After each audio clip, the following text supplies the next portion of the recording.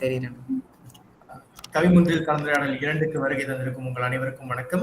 இன்று மீண்டும் miss you எனக்கூடிய அந்த பிரம்மாண்ட கவிதை தொகுப்பிலிருந்து மேலும் 10 கவிதைகளை ஆராய்ந்து நம்முடன் கலந்துரையாட வருகிறார் அன்பரசன் கிருஷ்ணன். ஆகையார் அனைவருக்கும் வணக்கம். இன்றைய கலந்துரையாடல கலந்துகிட்ட ஆசிரியர்களுக்கும் அண்ணன் அனைவருக்கும் வணக்கம். கடந்த வாரம் வந்து திவ்யா அவங்க மிஸ்ஸியோடைய தொகுப்பை எடுத்து பேசியிருந்தாங்க. அப்பவே சொல்லியிருப்பாங்க. பட் இருந்தாலும் நானும் ஒரு முறை சொல்றேன், இதுதான் அந்த புக்கு. இந்த புக்கு ஒரு காமோஸ் தேவான் மாதிரி இருக்கும். கிட்டத்தட்ட 1798 கவிதைகள் உள்ளடக்கிய ஒரு தொகுப்பு இது. இவ்வளோ சொல்லியும் அந்த புக்கிலோட முகப்புல வந்து கவிஞர் மனுஷபுத்திரன் வந்து இந்த முறையும் இவ்வளவுதான் சொல்ல முடிஞ்சுன்னு எழுதியிருப்பாரு. இது வந்து ஒரு வாழ்க்கையோட ஒரு காமோஸ் தேவான்னு சொல்லலாம். மிஸ்யூன்னு இருக்கும்போது ஒரு காதல் சம்பந்தப்பட்டது இல்லை ஒரு பெண்ணை குறித்து அப்படிதான் இருக்கும்னு நினைப்போம். ஆனா இது முழுக்க முழுக்க இந்த புத்தகத்துல வாழ்க்கை சம்பந்தப்பட்டதா தான் இருந்தது பெரும்பாலும். அது கூட அந்த வாழ்க்கையோட இறுதியில ஒரு காதலை இணைச்சி பேசியிருப்பாரு ஒவ்வொரு கவிதையிலுமே. நேரம் தாழ்த்தாது நம்மளுடைய முதல் கவிதைக்கு போயிடலாம். முதல் கவிதை வந்து அன்பும் வெறுப்பும். அன்புக்கு ஏதேனும் அர்த்தம் இருக்கிறதா? வெறுப்புக்குத்தான் ஏதேனும் அர்த்தம் இருக்கிறதா?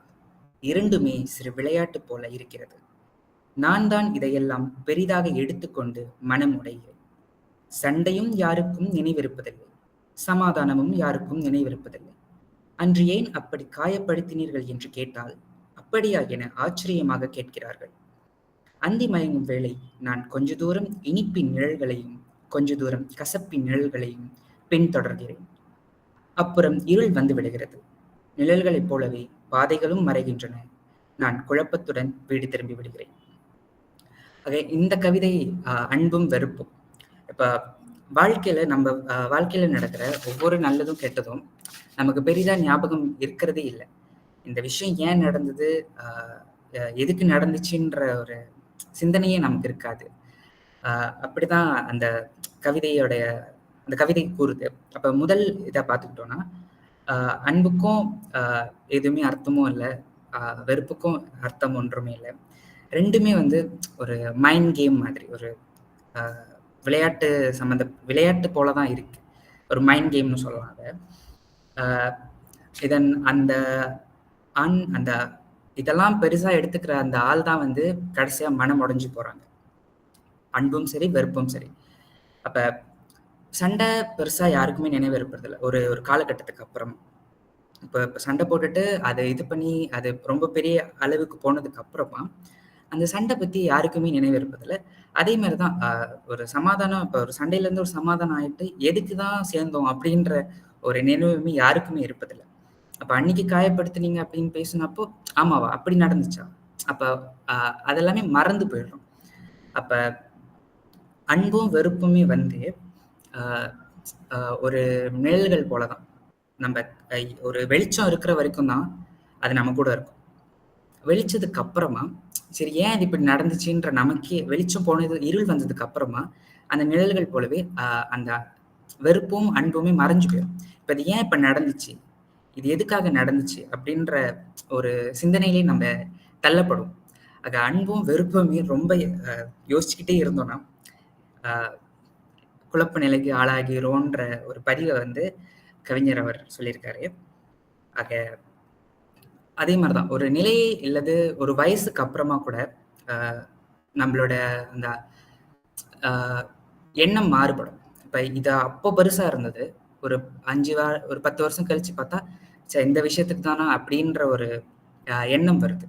அந்த நிழல் வந்து அந்த நிழல்கள்னு குறிப்பிடுறது வந்து காலமாகவும் இருக்கலாம், அல்லது ஒரு நிலையாவது இருக்கலாம். ஓகே, இந்த வயசுக்கு அப்புறமா நமக்கு கொஞ்சம் மெச்சூரிட்டின்னு சொல்ற அந்த நிலை வரும் பொழுது நம்ம அதெல்லாம் யோசிப்போம். ஆக இதை தான் வந்து கவிஞர் அவர்கள் குறிப்பிட்டிருக்காரு. அடுத்த கவிதை பார்ப்போம். அடுத்த கவிதை வந்து ஆப்பிள் என்றும் ரத்தம் சிந்தும் கனி. நான் ஒரு ஆப்பிளை வெட்டுவதற்கு அவ்வளவு பயப்படுகிறேன். ஆப்பிள் மேசை மேல் இருக்கிறது. அருகிலேயே கத்தி இருக்கிறது. அது மென்மையாக வெட்டக்கூடியது. எனக்கு பசிக்கிறது. ஆப்பிளை அப்படியே கடித்து தின்ன எனக்கு பிடிப்பதில்லை. ஆனால் ஆப்பிளை கத்தியால் வெட்ட அவ்வளவு பயப்படுகிறேன்.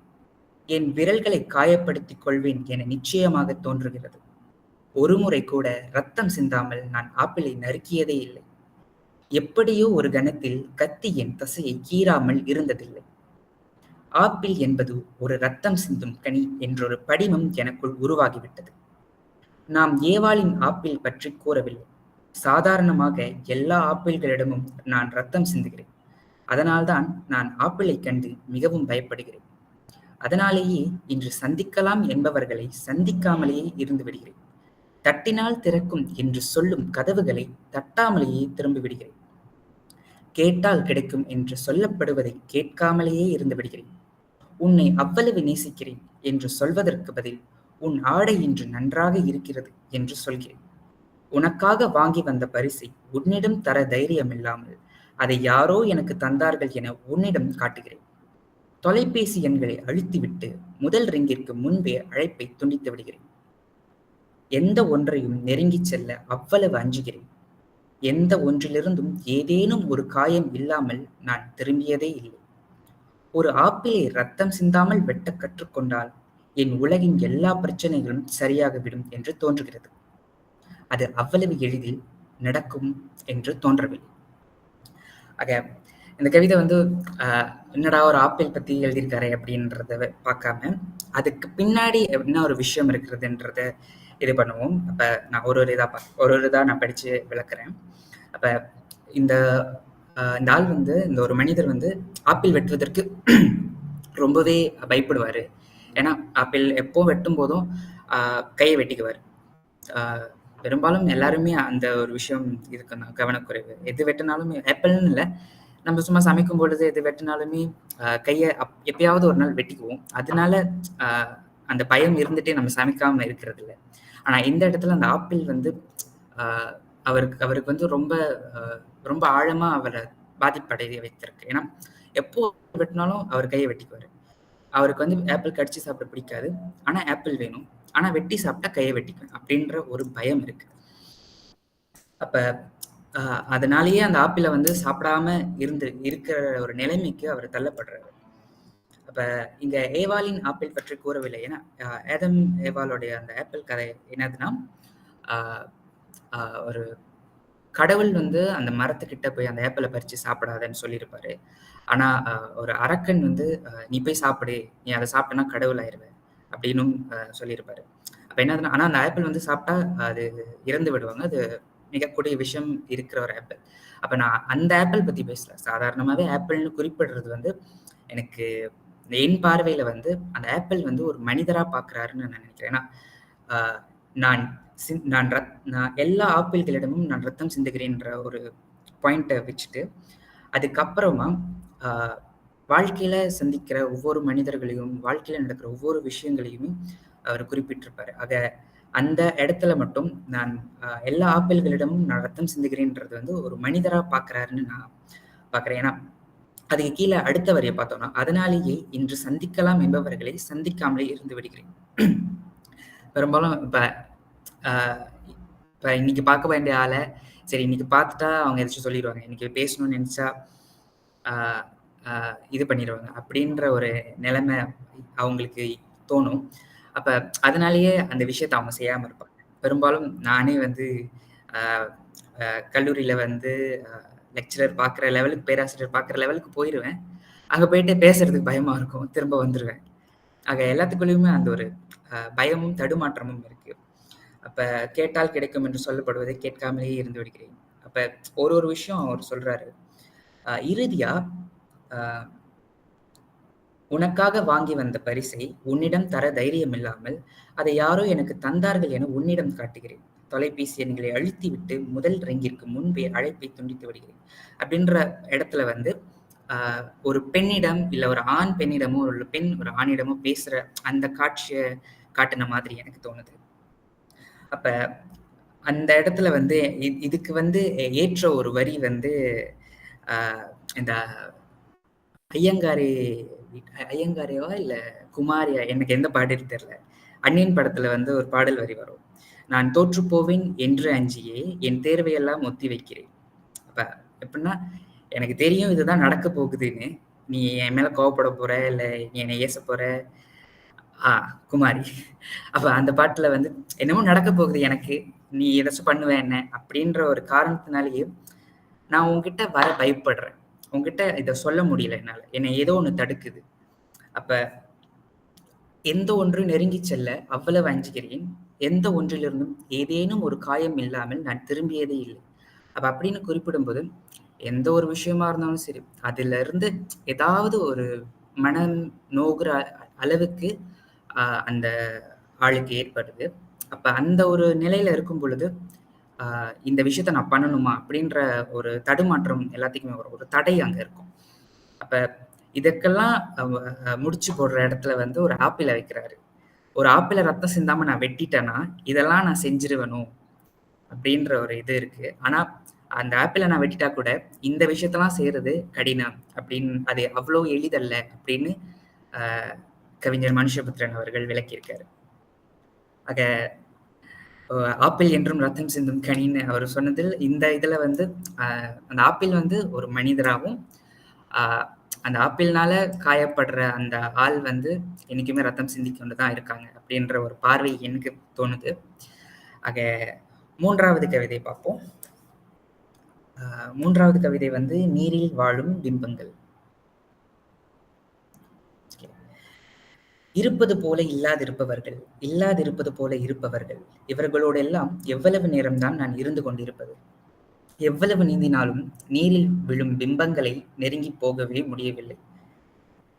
இது எளிதில அனைவருக்கும் புரியக்கூடிய கவிதை தான். ஏன்னா, நம்மகிட்ட கூட இருக்கிற மாதிரி இருக்கிறவங்க இல்லாம இருப்பாங்க. இல்லாம இருக்கிறவங்க, இல்லாம இருக்கணும்னு நினைப்பவங்க இருப்பாங்க. அப்ப இவர்கள்கிட்ட நடுவுல மாட்டிக்கிட்டு நான் எப்படிதான் சுத்தி வர்றது அப்படின்ற ஒரு பார்வை இருக்கும். அப்ப எவ்வளவு நீந்தினாலும் நீரில் விழும் பிம்பங்களை நெருங்கி போகவே முடியவில்லை. நீங்க பாத்தீங்கன்னா, நீங்க நீர்ல, குளத்துல, இங்க ஆறுல, குளத்துல தான் பெரும்பாலும் பார்க்க முடியும் பிம்பத்த. அப்ப பார்க்கும்போது தெரியும், நம்ம கை கிட்ட போனா அந்த பிம்பம் வந்து காணாம போயிரும். நம்மளே கிட்ட போனா கூட மறைஞ்சிரும். ஏன்னா நம்ம நீர் கிட்ட போகும்போது நம்ம பிம்பம் வந்து நமக்கு தெரியாது. அப்ப அந்த மாதிரிதான் கிட்ட நான் உங்களை நெருங்கி வரும்போது நீங்க நீர்ல தென்படுற பிம்பம் போல மறைந்துடுறீங்க அப்படின்ற ஒரு பார்வை வந்து இதுல எனக்கு தென்படுது. 4வது கவிதையை பார்ப்போம். 4வது கவிதை வந்து உலர்ந்த இதயத்தால். ஒரே நேரத்தில் பலரையும் காதலிக்க முடியுமா? முடியலாம் தான். ஒருவரையும் காதலிக்க தோன்றாத ஒரு காலத்தில் ஒருவருக்கும் துடிக்காத ஒரு உலர்ந்த இதயத்தால். ஆக எப்படின்னா, கவிஞர் வந்து ஒரு கேள்வி கேட்கிறாரு. ஒரு நேரத்துல, ஒரு தருணத்துல வந்து எல்லாத்தையும் நிறைய பேர்த்த காதலிக்க முடியுமா அப்படின்னு. இது பெரும்பாலும் ஒரு ஆண் பெண் உறவு அப்படின்றத தான் நான் பார்க்கிறேன். அப்ப முடியலாம் தான் அப்படின்ற ஒரு முடியலாம் தான்ற ஒரு இதுக்கு வராரு. அவரு முடியும்னு சொல்ல, முடியாதுன்னு சொல்ல. மேபி அந்த இதுல ஒரு 2ம் நடுநிலையா ஒரு இதுல சொல்றாரு. முடியலாம் தான் அப்படின்னு. அப்ப அதுக்கான விளக்கம் என்னதுன்னா, ஒருவரையும் காதலிக்க தோன்றாத ஒரு காலத்தில், எனக்கு யாரையும் காதலிக்க தோணல அப்படின்ற ஒரு தருணத்துல ஒருவருக்கும் துடிக்காத ஒரு உலர்ந்த இதயத்தால். அப்ப யாருக்குமே ஏங்காத ஒரு யாருக்குமே என்ன விஷயம் நடந்தாலும் அந்த அந்த விஷயத்துக்காக மனம் நோகாத, மனம் தளராத ஒரு இதயம். அதுதான் அந்த இதயம் வந்து உலர்ந்த இதயம்னு சொல்றது வந்து அந்த இதயத்துக்கு வந்து சொரணையே இல்லை அந்த மாதிரின்னு சொல்லலாம். என்னதான் இது பண்ணாலும் தாங்கி கொள்வாங்கன்னு இல்லை, அது அவங்க பெரிதாக எடுத்துக்க மாட்டாங்க. அப்படி ஒரு இதயத்தினால பலரையும் காதலிக்க முடியும் அப்படின்ற ஒரு கருத்தை வந்து கவிஞர் அவர்கள் சொல்லியிருக்காரு. நம்மளுடைய 5வது கவிதை வந்து ரோஜாவில் அப்படி என்னதான் இருக்கிறது. வளர்ந்து கொண்டே இருக்கும் சிறுமி கேட்கிறாள், ரோஜாவில் அப்படி என்னதான் இருக்கிறது அப்பா?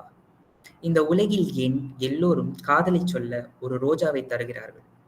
அப்படி என்னதான் மாயம் இருக்கிறது ரோஜாவில்? அதை விட்டால் வேறு பூக்களே இல்லையா? அவையும் வாசனையாகத்தானே இருக்கின்றன. சூரியகாந்தியைப் பார் அப்பா, எவ்வளவு அழகாக சிரிக்கிறது. ஏன் யாரும் ஒரு சூரியகாந்தியை மண்டியிட்டு இன்னொருவருக்கு தருவதில்லை? மேலும் ஒருவருக்கு ரோஜாவைத் தந்தால் மட்டும் அவரை பிடித்து விடுமா? ஏன் சினிமாவில் எப்போதும் அப்படி காட்டுகிறார்கள்? அவ்வளவு ரோஜாவைத் தரும் பூக்காரியை உனக்கு பிடிக்கிறதா என்ன? மற்ற பூக்கள் என்ன பாவம் செய்தன அப்பா? புதிய யுகத்தின் மகளை அணைத்துக் கொண்டான் வாழ்நாள் எல்லாம். மன்னிக்கணும். புதிய யுகத்தின் மகளை அணைத்துக் கொண்டான் வாழ்நாள் எல்லாம் ஒரு ரோஜாவை நெஞ்சில் ஏந்தி கண்ணீர் சிந்தும் பழைய யுகத்தின் அப்பா, தகப்பன். ஆக இந்த கவிதையில வந்து ரோஜால அப்படி என்னதான் இருக்கின்ற அந்த குழந்தை கேட்கிறாங்க. ஏன்னா நம்ம இந்த காலம் வரைக்குமே 21st செஞ்சுரியில இருந்தா கூட, 21ஆம் நூற்றாண்டுல இருந்தா கூட, இன்ற வரைக்குமே படத்துலயுமே சரி, ஒரு காதலர் தினமா இருக்கட்டும் சரி, எதுக்கா இருந்தாலுமே பெரும்பாலும் ரோஜா தான் முன்னிடம் வகிக்குது. எதுக்கு எடுத்தாலும் ரோஜாவை தான் கொடுக்குறாங்க.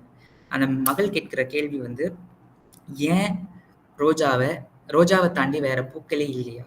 ஏன் வேற பூக்கள் கொடுக்கப்படலை வேற யாருக்குமே? அப்படின்ற வேற பூக்கள் என்ன பாவம் செஞ்சு, அப்படி ரோஜா என்னதான் புண்ணியம் செஞ்சிருச்சுன்னு எல்லாமே ரோஜாவை கொடுக்குறீங்க அப்படின்ற ஒரு கேள்வி. இது எப்படின்னா, அந்த காலத்துல இருந்த அப்பாவுக்கும் இப்ப இருக்கிற மகளுக்கும் சொல்ல போனா இப்ப இருக்கிற காலகட்டத்தில் இருக்கிற பிள்ளைங்க வந்து மில்லினியல்ஸ்ன்னு அப்படின்னு குறிப்பிடுவாங்க. அப்ப இருக்கிறவங்கலாம் வந்து இப்ப டக்குன்னு இப்போ இந்த காலகட்டத்துல வந்து பெரும்பாலும் பயன்படுத்தக்கூடிய வேர்ட் வந்து பூமர்னு சொல்லிட்டு போயிடுவாங்க. அப்ப அந்த காலத்துல இருக்கிற ஆளுங்க இப்ப அவங்க அப்பாவே வந்து அந்த பிள்ளை இருந்தா கூட பூமர்னு தான் சொல்லியிருப்பேன். ஏன்னா வாழ்நாள் எல்லாம் ஒரு ரோஜாவை நெஞ்சில் ஏந்தி கண்ணீர் சிந்தும் பழைய யுகத்தின் தகப்பன்.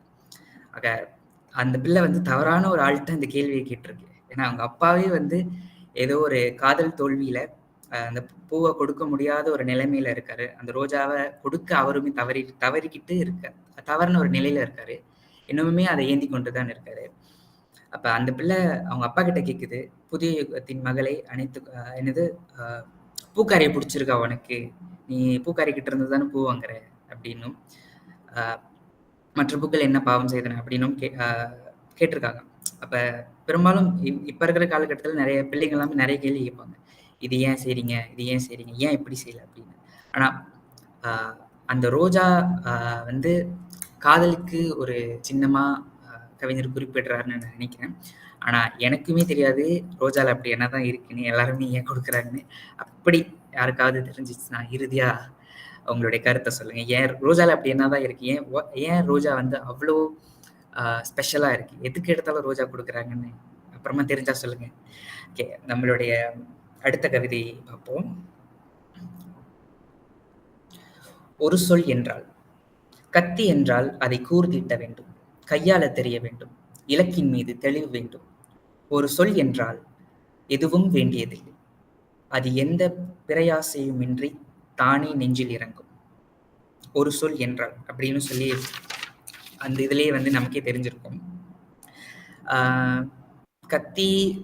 கத்தியில வந்து ஒருத்தரை காயப்படுத்தணும்னா கத்தியை வந்து தீட்டணும், அது கூரா இருக்கான்னு பார்க்கணும்.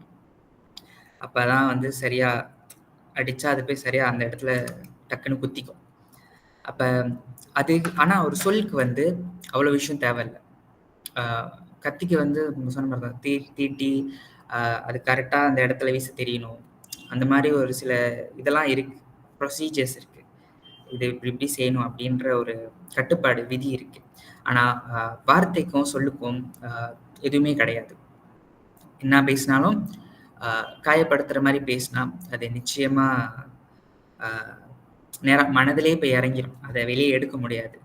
ஏன்னா வள்ளுவரே ரெண்டு குறள் சொல்லியிருக்காரு இதை பத்தி. அகவாராயினும் நக காவாக்கள் சோகாப்பர் சொல்லியிருக்கப்பட்ட அப்படின்னும், தீயினால் சுட்ட புண்ணுள்ளாரும் நாராதை நாவினால் சுட்ட விட அப்படின்னு ரெண்டுமே சொல் பயன்பாடு எப்படி இருக்கணும், ஒரு வார்த்தை பயன்பாடு எப்படி இருக்கணும்ன்றத வள்ளுவருமே சொல்லியிருக்காரு. அதே கொஞ்சம் பிரிச்சு ரெண்டு கண்ணில வந்து கவிஞர் அவர் சொல்லியிருக்காரு.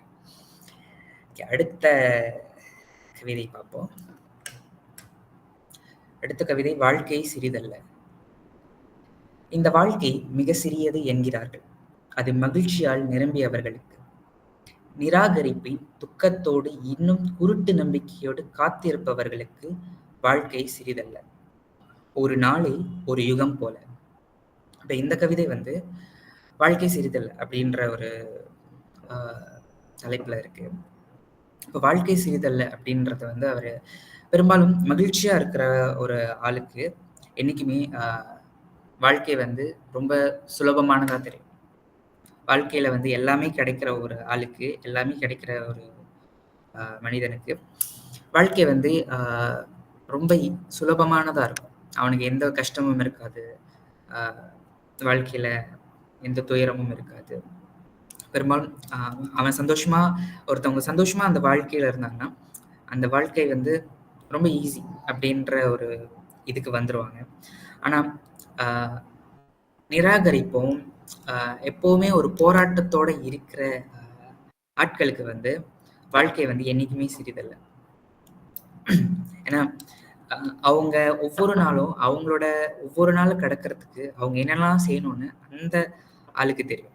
அப்ப அவங்க யோசிப்பாங்க. ஏன்னா பெரும்பாலும் என்னோட அம்மா வந்து நிறைய விஷயம் அவங்களோட சிறு வயதுல பார்த்தது எல்லாமே வந்து எப்படின்னா, அவங்க எல்லா இடத்துலையுமே ஃபெயிலியர்ஸ், எல்லா இடத்துலையுமே நிராகரிப்பு, எல்லா இடத்துலையுமே அவமானம் அப்படின்ற ஒரு விஷயத்த இது பண்ணி இவ்வளோ தூரம் இத்தனை வருஷம் இது பண்றப்போ அவங்க ஒவ்வொரு நாளுமே சொல்றது தான், நான் இப்படி பண்ணியிருந்தா என்னை இது பண்ணியிருப்பாங்க, நான் இப்படி பண்ணாதனால என்னை இப்படி பண்ணிட்டாங்க அப்படின்ற ஒரு புலம்பல் நிலையிலே இருக்கிறது தான் வந்து இந்த நிராகரிப்பின் துக்கத்தோடு இருக்கிற ஆளுங்க. என்னைக்குமே வந்து முன்னேறி வரணும்னு நினைக்கிற ஆளுங்களுக்கு வாழ்க்கை வந்து சுலபமானதே கிடையாது. அந்த ஒரு நாள் வந்து ஒரு யுகம் போல அப்படின்றத வந்து கவிஞர் வந்து குறிப்பிட்டிருக்காரு. நம்மளுடைய அடுத்த கவிதை போலான.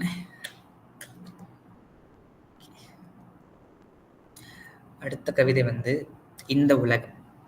விடைபெறும் முன் தலைகூதி இறுக அணைத்து சொன்னான், இந்த உலகம் நீ விரும்பி வந்தது போல இல்லை, புத்தியாய் பொழைச்சுக்கோ அப்படின்றத கவிஞர் குறிப்பிட்டிருக்காரு. இது நிறைய பார்வைக்கு என்னை கொண்டு போன கவிதை. விடைபெறும் முன் தலைகூதி இறுக அணைத்து சொன்னான் அப்படின்ற இது வரும்போது யார் சொன்னான்றது கவிஞர் குறிப்பிடலை.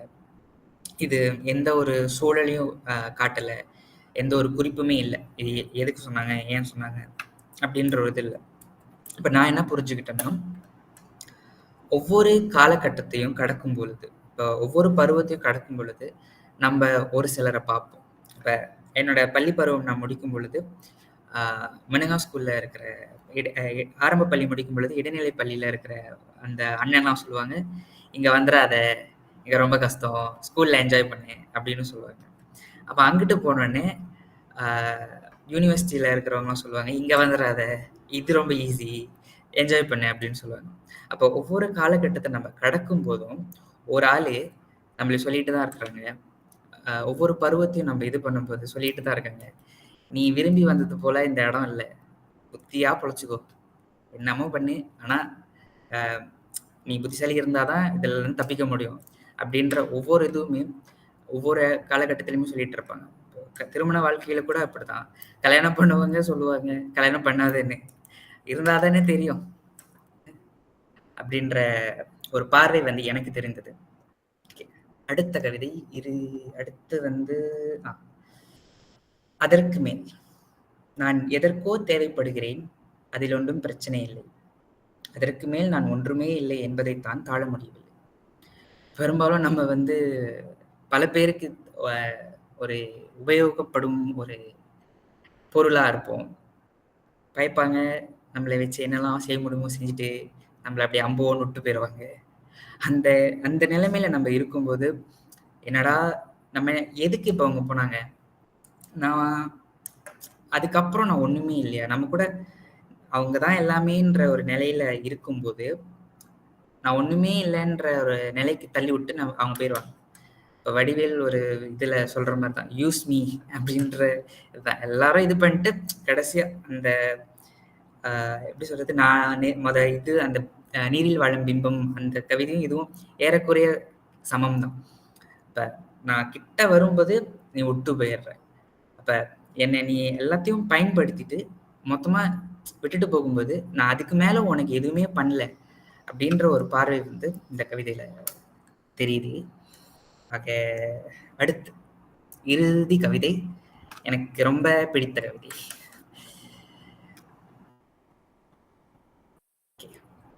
இரண்டு இனிமைகள் சந்தித்துக் கொள்வதில்லை. நேற்றிரவு சாரலோடு நல்ல காற்று வீசியது. எனக்கு ஒரு நல்ல தேநீர் தேவையாக இருந்தது. தேநீர் கிட்டவில்லை. இன்று காலை அந்த தேநீர் கிடைத்து விட்டது. ஆனால் நல்ல வெயில் சாரலோடு கூடிய காற்றும் மன்னிக்கணும். இன்று காலை அந்த தேநீர் கிடைத்து விட்டது. ஆனால் நல்ல வெயில் சாரலோடு கூடிய காற்றும் இல்லை. ஒரு இனிமை இன்னொரு இனிமையால் பூர்த்தி செய்யப்பட வேண்டியிருக்கிறது. என் வாழ்வில் இரண்டு இனிமைகள் ஒருபோதும் சந்தித்துக் கொள்வதில்லை. இந்த கவிதையில வந்து ஒரு காட்சியோட அந்த கவிதையை ஆரம்பிச்சு அதுக்கான இது கொடுத்திருக்காரு. அப்ப நேத்து வந்து நல்ல ஒரு சாரல், நல்ல ஒரு குளிர்ச்சியான ஒரு நிலையில இருக்கும்போது அவர் வந்து தேநீருக்கு ஆசைப்படுறாரு. ஆனா தேநீர் கிடைக்கல. அடுத்த நாள் காலையில அவருக்கு தேநீர் கிடைக்குது. ஆனா நேற்று இருந்த அந்த சூழல் இல்லை. வெயில் இருக்கு, சாரலோட காற்றும் இல்லை அப்படின்னு இருக்கும் பொழுது எப்படின்னா அவரை அந்த அடுத்த வரையில சொல்றாரு, ஒரு இனிமை இன்னொரு இனிமையால் பூர்த்தி செய்யப்பட வேண்டியிருக்கிறது. இப்போ இரவு ஒரு இனிமை, தேநீர் ஒரு இனிமை. இப்ப என்ன ஆகுதுன்னா இரவுக்கு தேநீர் கூடுதலா இருந்துச்சுன்னா அந்த நாள் நல்லா இருக்கு. அந்த அந்த இனிமை வந்து இப்ப தேநீர் வந்து குடிக்கிறதுக்கு இரவு வேணும் அப்படின்ற ஒரு நிலைக்கு தள்ளப்படும். இது மார்க்கெட்டிங் ஸ்ட்ராட்டஜி அந்த மாதிரி. இப்ப பெரும்பாலுமே வந்து இந்த மார்க்கெட்டிங்ல இருக்கிற இதுல எல்லாமே இந்த மாதிரி தான் இது பண்ணுவாங்க. இப்ப இது வாங்கணும்னா இது இருந்தா பெட்டர், இது இருந்தா பெட்டர் அப்படின்னு சொல்லிதான் பெரும்பாலும் நிறைய விஷயத்த அப்கிரேட் பண்ணுவாங்க. இப்ப இந்த பென் வாங்குறீங்கன்னா அது கூட ரீஃபில் இருந்தா பெட்டர் அந்த மாதிரி. இப்போ ஒண்ணு கூட இன்னொன்னு இருந்தா பெட்டர் அப்படின்ற ஒரு பார்வை வந்து இதுல இருக்கு. ஆனா அவரோட வாழ்க்கையில கவிஞரோட இதுல வந்து சொல்லியிருக்கிறது என்னன்னா, ஒரு இனிமை இன்னொரு இனிமையால் பூர்த்தி செய்யப்பட வேண்டியிருக்கிறது. என் வாழ்வில் இரண்டு இனிமைகளும் ஒருபோதும் சந்தித்துக் கொள்வதில்லை. அப்ப ரெண்டு இதுவுமே வந்தா கூட ரெண்டும் ஒரே சமயத்துல வந்ததில்லை. இப்போ ஒண்ணு இன்னொன்னுனால பூர்த்தி செய்யப்பட வேண்டியது இருக்கு. ஆனா அந்த இன்னொன்னு வராதனால, ரெண்டுமே சந்திக்காதனால அவரோட இதே வந்து அந்த இனிமை வந்து பூர்த்தி செய்யப்படாமலே இருக்கு. அது நடுநிலையிலும் இல்லாம வேணானும் இல்லாம அந்த மாதிரி ஒரு நிலையில இருக்கு. பெரும்பாலுமே நம்ம வாழ்க்கையிலுமே அப்படிதான். ஒண்ணு இருக்கும்போது இது இருந்தா நல்லா இருக்கும் அப்படின்னு. இப்ப எனக்குமே மழையில வந்து தொம்யாம் சூப் குடிக்கணும்னு ஆசை.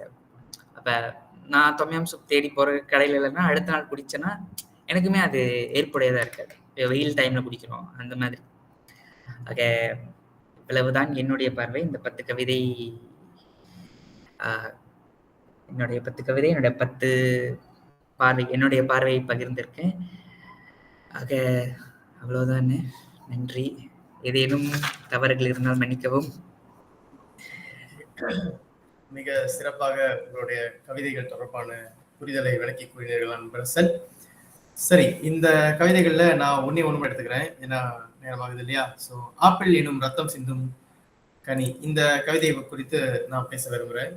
ஆப்பிள் பழத்துக்கு வந்து அப்படி என்ன பெரிய ஒரு வரலாற்று பின்னணி இருக்குன்னே தெரியல. எல்லா உலகின் மிக முக்கியமான விஷயங்கள் எல்லாம் வந்து ஆப்பிள் பழம் எப்பவுமே இருக்குது. நீங்க கவனிச்சீங்கன்னா ஆதாம் ஏவாள் அந்த கதையில ஒரு ஆப்பிள் இருக்கு. அந்த ஆப்பிள்னாலதான் ஆதாமும் ஏவாளும் தந்தாங்க. ஹியூமன் கைண்ட் பிறந்தது அதனாலதான்ங்கிறது உலகத்துல இருக்கிற வெகுஜன மக்கள் நம்புற ஒரு விஷயம். அதற்கு பிறகு பாத்தீங்கன்னா ஐசக் நியூட்டன் அப்படின்னு ஒருத்தர் வந்தாரு. நம்மளுடைய பிசிக்ஸ் புக்கெல்லாம் வந்து ஒரு திருமூண்டு இருக்க வேண்டியது பதிலாக இவ்வளவு பெருசா இருக்கிறதுக்கு காரணமான மனுஷன் அந்த ஐசக் நியூட்டன் வந்து அவர் தலையில ஒரு ஆப்பிள் விழுந்ததுனாலதான் கிராவிட்டியை கண்டுபிடிச்சாரு.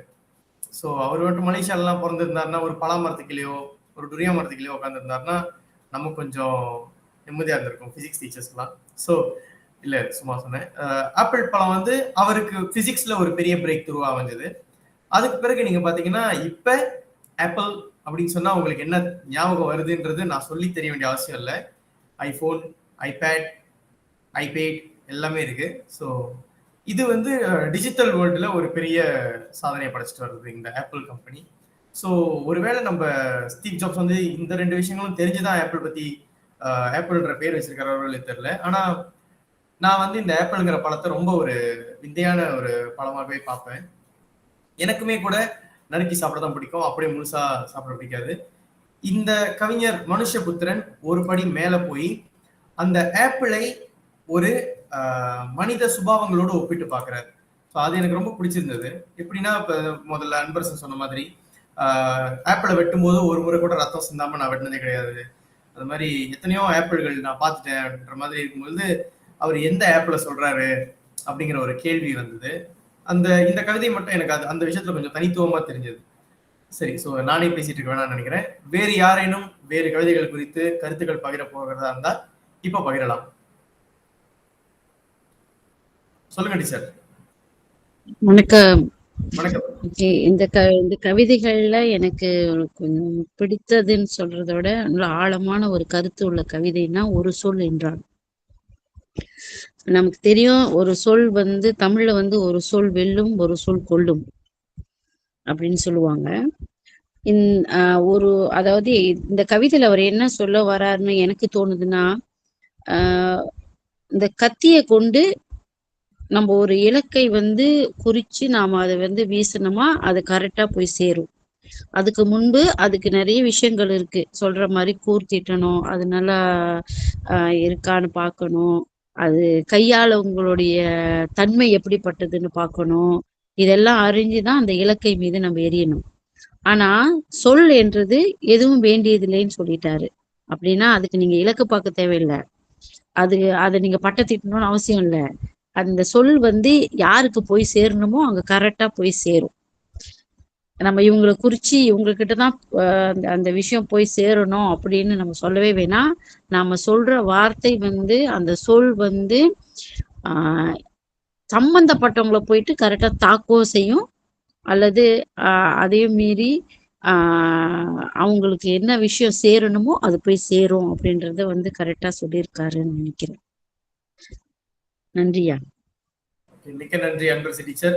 வேறு யாராவது கருத்துக்கள் பகிர போறீங்களா? தாராளமா நீங்க கை தூக்கி பேசலாம். சொல்லுங்க திவ்யா. அனைவருக்கும் வணக்கம். ஸோ இன்று கவிதை கலந்துரையாடல் நிகழ்த்தின்னு சொல்லலாமா, கருத்து வழங்கிய அன்பரசன் அவர்களுக்கு வாழ்த்துக்கள். ஏன்னா கவிதை எல்லாமே ரொம்ப நல்லா இருந்துச்சு. அவருடைய பார்வையும் நல்லா இருந்தது, வித்தியாசமா இருந்தது. ஓகே, இந்த மாதிரிலாம் இருக்கு அப்படின்னு சொல்லிட்டு அந்த வகையில நான் வந்து ஒரு 3 கவிதையை பத்தி சொல்லலாம் அப்படின்னு சொல்லிட்டு யோசிச்சு வச்சிருந்தேன். எனக்கு படிச்சாலே பிடிச்சது நம்ம அன்பரசி டீச்சர் சொன்ன மாதிரி அந்த ஒரு சொல், அந்த கவிதை. ஏன் அப்படின்னு சொன்னாக்க எல்லாரும் சொன்ன மாதிரிதான், கத்தியை விட பயங்கரமான பெரிய ஆயுதம் சொன்னாக்க அதை நம்ம நாவே அது நம்மளுடைய வள்ளுவர் தாத்தாவே சொல்லி வச்சுட்டு போயிட்டாங்க. ஸோ அதுதான். அடுத்தது பார்த்தாக்க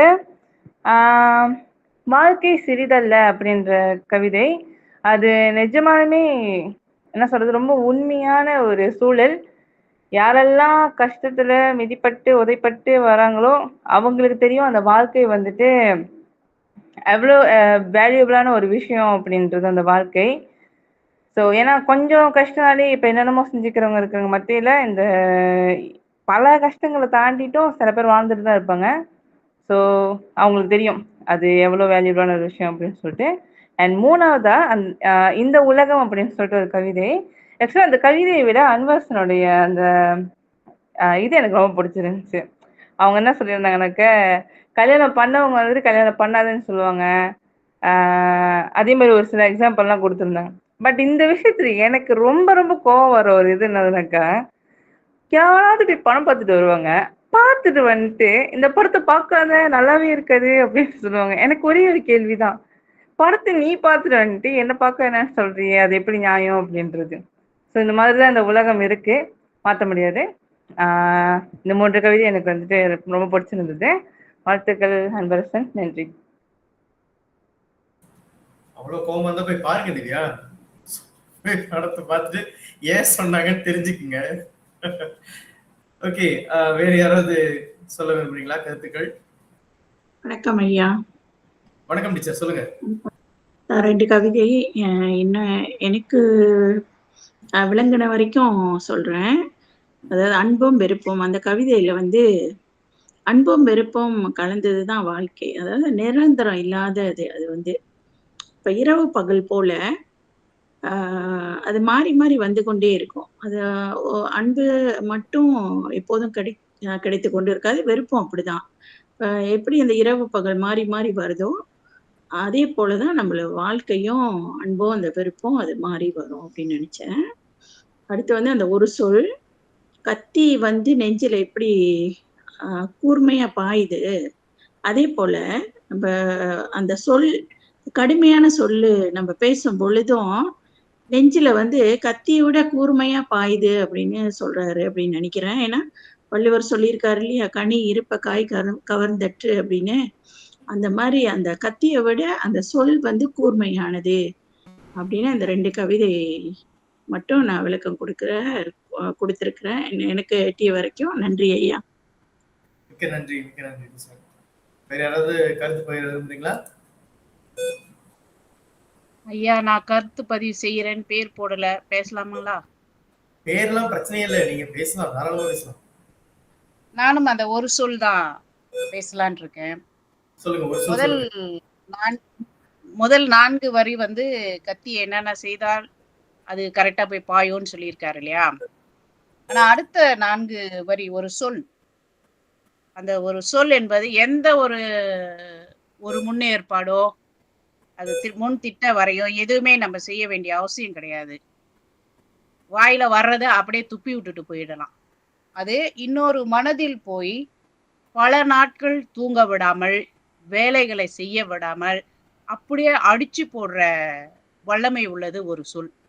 அது முன்பு சொன்னது போலதான். ஒரு சொல் வெல்லும், ஒரு சொல் கொல்லும் அப்படின்ட்டுன்னு. வள்ளுவர் சொல்லியிருக்காரு இல்லையா? "தீயினால் சுட்ட பொன் உள்ளாரும் ஆறாதே, நாவினால் சுட்ட வடு." இந்த நாவினால் நாம் நமக்கு இருக்கிற அந்த ஒரு நேரத்து கோபத்தை, எரிச்சலை அப்படியே அடுத்தவங்க மேல பிரயோகித்து விட்டு, மனித தன்மையே இல்லாம நம்மளுடைய எதிராளிய எந்த ஆயுதமும் இல்லாம ஒரு ஒரு ஒரு நாக்கு அப்படிங்கிற ஒரு உருவ வச்சு சாகடிக்கிறோம் இல்லைங்களா? அந்த ஒரு வலியத்தான் இந்த ஒரு சொல் என்றால் அப்படிங்கிற இந்த கவிதை காட்டுவதாக நான் நினைக்கின்றேன். நிறைய வாங்கியவர்களுக்கும், தூக்கம் தொலைத்தவர்களுக்கும் இந்த கவிதை ரொம்ப பிடிக்கும். வாய்ப்புக்கு நன்றி. மிக்க நன்றி சாந்தா டீச்சர். வேற யாராவது கருத்து பகிர விரும்புறீங்களா? வாங்க மிஸ் ராஜலட்சுமி அவர்கள் சொல்லுங்க. அனைவருக்கும் வணக்கம். முதல்ல இந்த 10 கவிதைகளை தேர்ந்தெடுத்த தம்பி அவர்களுக்கு ரொம்ப நன்றி. எல்லாமே ரொம்ப நல்லா இருந்துச்சு. ஆக்சுவலி அந்த ஃபைல் பிடிஎஃப் தொறந்துட்டோனே ஒரு ஸ்க்ரோல் பண்ணுவேன். நான் நார்மலி ஸ்க்ரால் பண்ணி பார்ப்பேன். எது ரொம்ப சின்னதா இருக்கோ அதான் முதல்ல படிப்பேன். சோ அப்படி நான் முதல்ல இந்த 10 இந்த 10 கவிதைகள்ல நான் முதல்ல படிச்சது வந்து "அதற்கு மேல்" அப்படின்ற ஒரு கவிதை தான். படிச்சோன்னு அப்படியே ரொம்ப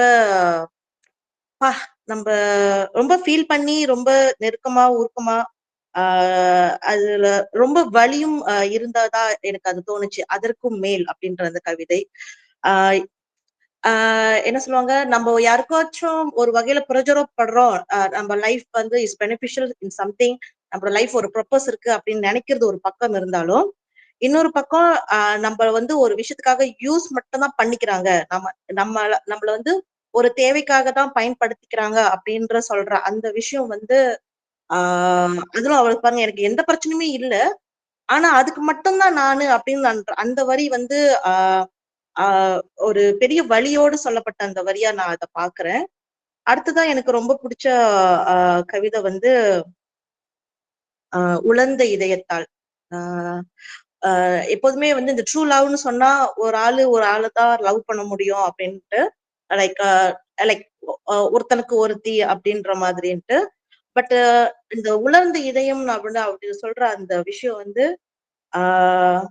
அந்த உலர்ந்த இதயத்தால் மட்டும் ஒரே நேரத்துல பல பேரை காதலிக்க முடியும். ஏன் பல பேரை காதலிக்க முடியும் அப்படின்னா, ஏற்கனவே அவங்க பட்ட அந்த வலியும் வேதனையும் ஏதோ ஒரு ஏமாற்றம் அவங்கள வந்து லைக் எந்த ஒரு ஃபீலிங்ஸுமே இல்லாத ஒரு நிலைக்கு அவங்கள தள்ளப்பட்டிருக்கு. அதனாலதான் அவங்க சொல்லியிருக்காங்க, ஒரு காலத்தில் அப்போ ஏதோ ஒரு காலத்துல அவங்க யாரும் மேலும் ஏதோ ஒரு நம்பிக்கையை வச்சிருக்காங்க, ஒரு பெரிய நம்பிக்கையை வச்சிருக்காங்க, அவங்களோட மொத்த அன்பையும் ஒரு அன்பு பாராட்டி இருக்காங்க. அது வந்து அவங்களுக்கு அது ஏமாற்றமா முடியும் போது அந்த இதயம் வந்து அந்த அந்த அன்பு என்ற அந்த ஆறு வந்து அப்படியே வற்றி போய் யார் வேணா வாங்க, எல்லாரும் நீங்க ஒண்ணுதான், லைக் என் இதயம் யாருக்கும் கிடையாது, யாருக்காகவும் துடிக்க போறதும் கிடையாது, so I love every one அப்படின்ற ஒரு ஒரு முக்தி நிலைய அந்த இதயம் அடைந்து விட்டதா நான் நினைக்கிறேன்.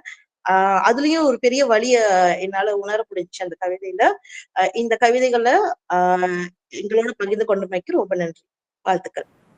மிக நன்றி குமாரி ராஜலட்சுமி ஆறுமுகம் அவர்களுக்கு. வேறு யாரேனும் கருத்து பகிர விரும்புறீங்களா? ஏன்னா இன்றோட மனுஷபுத்திரன் அவர்களுடைய கவிதைகள் முடிகிறது, வாரம் வேற கவிஞர் வர்றாரு. வேற யாராவது பேச விரும்புறீங்களா?